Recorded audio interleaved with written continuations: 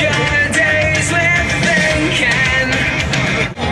About 4 inches taller than you are. Might be as tall as you. Pretty thin.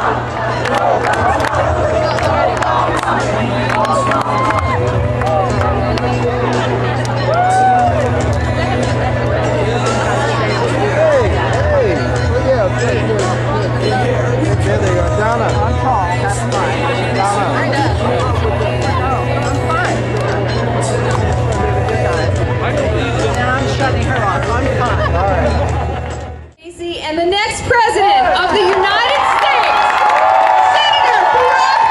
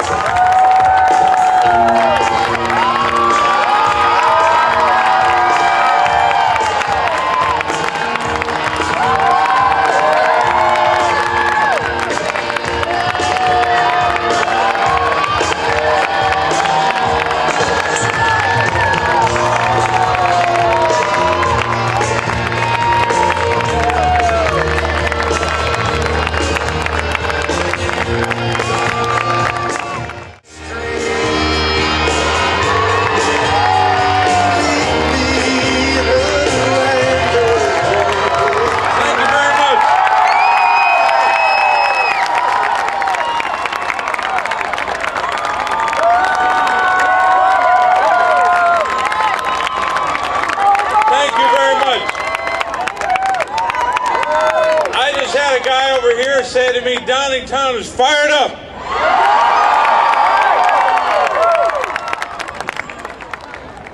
You're fired up because you know that this campaign is about changing the course of the direction of our country, and you're here to do that.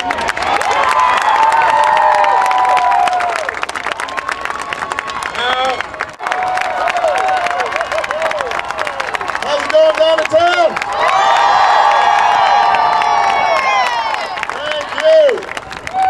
Thank you. Well, this is, I think, the prettiest setting we've had so far, isn't it? The hills in the background. You can see the church steeple there over the side. Got the fire truck over there. This is what we're talking about. This is what campaigning for president is all about. Thank you for being here. I want to begin by thanking Ellen Neary for the wonderful introduction. Give her a big round of applause. She's with the Chester County Dems. And I want to thank somebody who is not just a great senator and is not just a great supporter, but is just a good and decent man. I've gotten to know Bob Casey and his entire family, and he's got a lot of Caseys out there. But they are just good people who care about America and care about Pennsylvania. I'm so proud to have his support. Give a big round of applause to Bob Casey.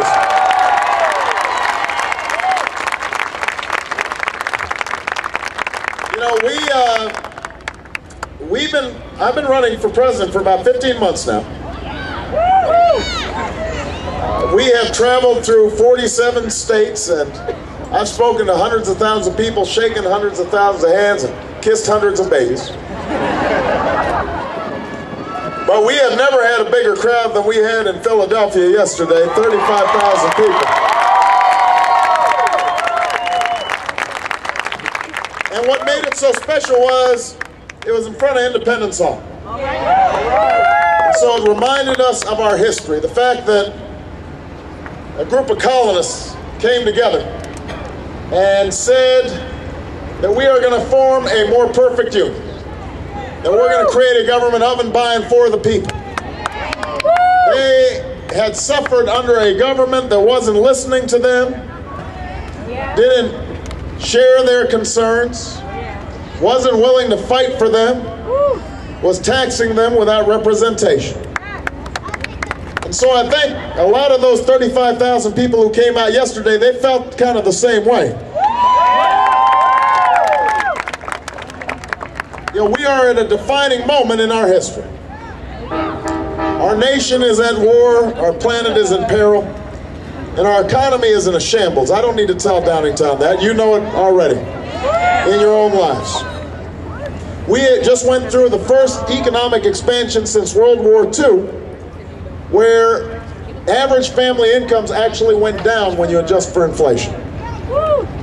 At the same time, costs of everything from gas to groceries to college education to health care have shot through the roof. People find it harder to save and harder to retire. Our healthcare system leaves 47 million people without health insurance. If you've got health insurance, what's happened? Your co-payments, your deductibles, your premiums have all gone up and up and up. Meanwhile, jobs are moving overseas.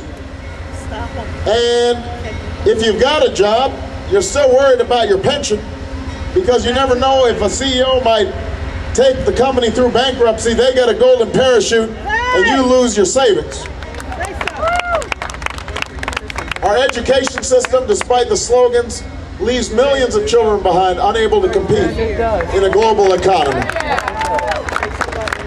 So, in the same way that the founders understood that there comes a point in time where the people rally together and insist that it's time for change.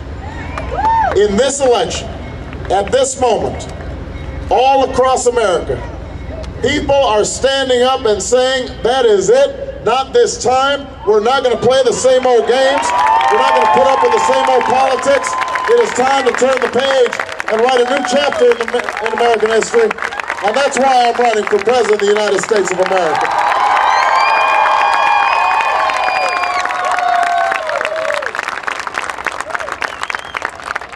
This is our moment to bring about change. It happens at least once a generation, where we slough off the doubt and the fear, and we decide we're going to pick up the challenge of making the lives of the next generation better.